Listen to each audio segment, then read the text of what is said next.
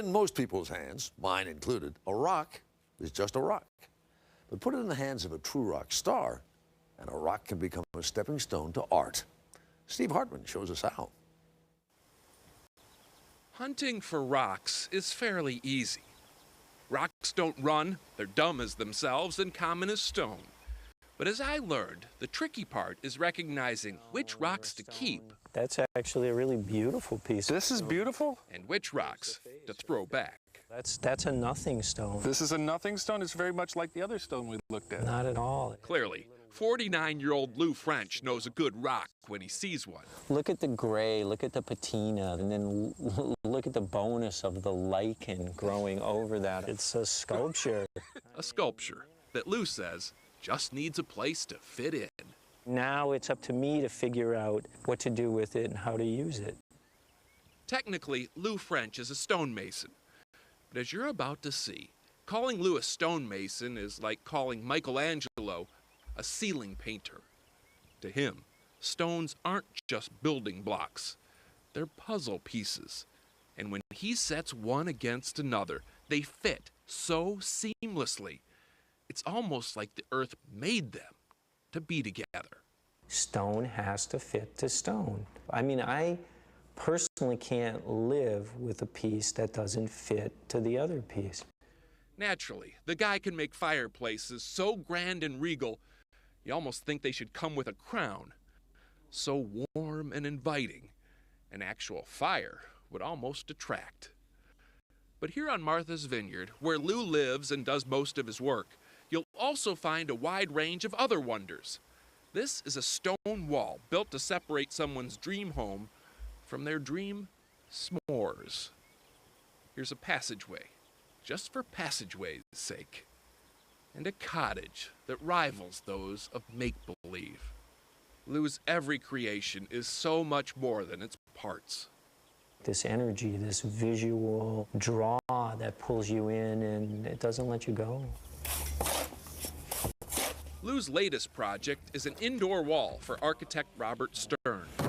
The whole surface actually goes 3 stories high. As usual, he has assembled thousands of stones to choose from. As usual, he has handpicked every one. That's a good piece here. And, as usual, without chiseling or altering the face of the stone in any way, he will make sure they all fit perfectly. No matter how long it takes. It's not the right piece. He is obsessed, right? Is that safe to say? He's absolutely obsessed. Yeah. That's a good thing.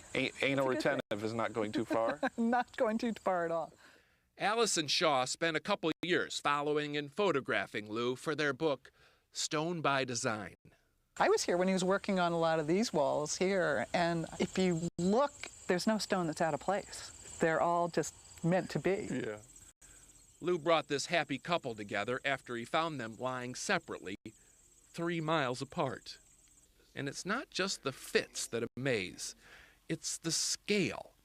From this gargantuan 5-ton fireplace hearth to a 5-cent-sized piece of slate, Lou leaves no stone unobsessed over. You're doing things the person that's hiring you would never even notice. Right. Life would be easier for you if you stopped doing that. But I know that if I do that shortcut, maybe you don't notice it, consciously, but it diminishes that piece, and it's on a level that I can't even explain. It's a time-consuming neuroticism. Even a tiny fireplace like this can take a couple months to complete. And what do you charge? Well, that's a real up in the air kind of thing. I get paid well for what I do. Suffice it to say, if your idea of a weekend getaway involves the pool at Days Inn, Lou is probably a little out of your price range. That's just a bathroom? Yeah, it's a bathroom and a changing room. Lou says a pool job like this costs somewhere in the neighborhood of $300,000. And that's not including the pool. Still, he's got plenty of customers whose only complaint is that sometimes he really does do too good a job. My client wanted to have a space away from her family. This is a tiny writing studio and undeniably one of the cozier rooms on Earth, although not the most private one. All her family's always down here because everyone likes to be in this room. Over the past 30 years, whether built to behold or be stepped on, Lou French has applied the same exacting standards to everything he does, which is why I think this next piece you're about to see is by far his most interesting. Notice I didn't say best. It's one of the first fireplaces he ever built, and it belongs to his mother, Doris. I thought, Lou, you'll never make a living doing that. Doris says growing up, her son showed absolutely no artistic tendencies. In fact, sometimes she still flips through his book in disbelief. I think that's my son who did that, with a question mark at the end. So then how does someone go from this to this? Well, by all accounts, Lou did it mostly by never accepting good enough or even great enough. It's funny. We tend to think artists are just born, completely disregarding the passion for perfection they almost all share.